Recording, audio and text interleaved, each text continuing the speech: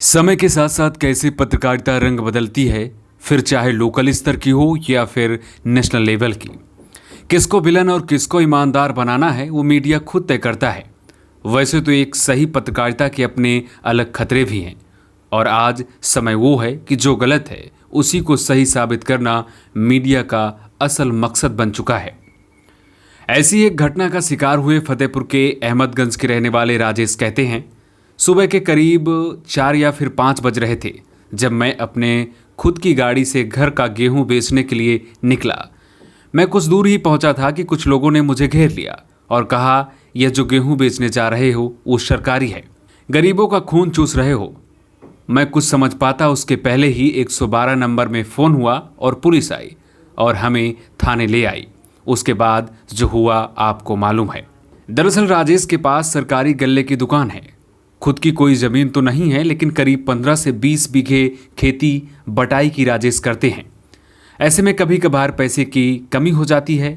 पैसों की कमी को दूर करने के लिए कभी पत्नी के गहने तो कभी घर पर रखा अनाज बेचकर सीजन की फसल करते हैं। बुधवार को भी यही हुआ। फसल के लिए कुछ पैसे कम पड़ रहे थे तो घर में रखा गेहूं बेचने के लिए बाजार राजेश जा रहे थे कि रास्ते में ही कुछ पुलिस वाले मिले और उन्हें थाने उठाकर ले आए। राजेश आगे कहते हैं कि इसकी जानकारी तो मुझे तब हुई जब पुलिस थाने लेकर आई कि मामला क्या है, क्यों मुझे गेहूं बेचने से रोका गया। दरअसल गांव के कुछ लोगों का आरोप है कि राजेश सरकारी गल्ले की दुकान चलाते हैं और गरीबों का राशन बेचने बाजार जा रहे थे।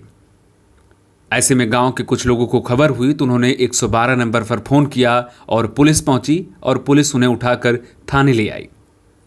इस पूरे मामले को लेकर हमने सप्लाई इंस्पेक्टर आशुतोष से बात की। आशुतोष कहते हैं, जब हमें इस बात की जानकारी हुई कि सरकारी गल्ले का राशन बेचने के लिए कोई कोटेदार जा रहा है तो सबसे पहले हम उसके घर पहुंचे और मौके पर जाकर हमने जांच की, जिसमें हमें 7 कुंटल गेहूं और 2.5 कुंटल चावल मिला, यानी जितना मौके पर होना चाहिए उतना था।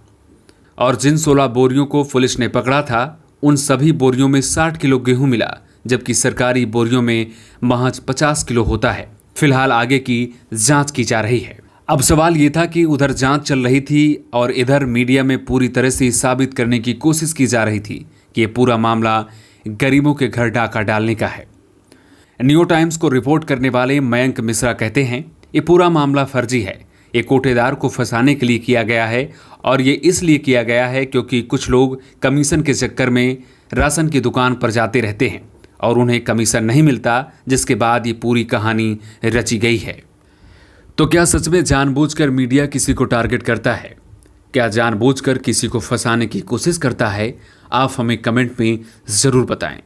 अगर ये वीडियो आपको पसंद आया हो तो आप लाइक और सब्सक्राइब कर सकते हैं। अगर ये वीडियो आप फेसबुक पेज पर देख रहे हैं तो फॉलो करिए ताकि ऐसी ही अपडेट आपको आगे भी हम पहुंचाते रहें।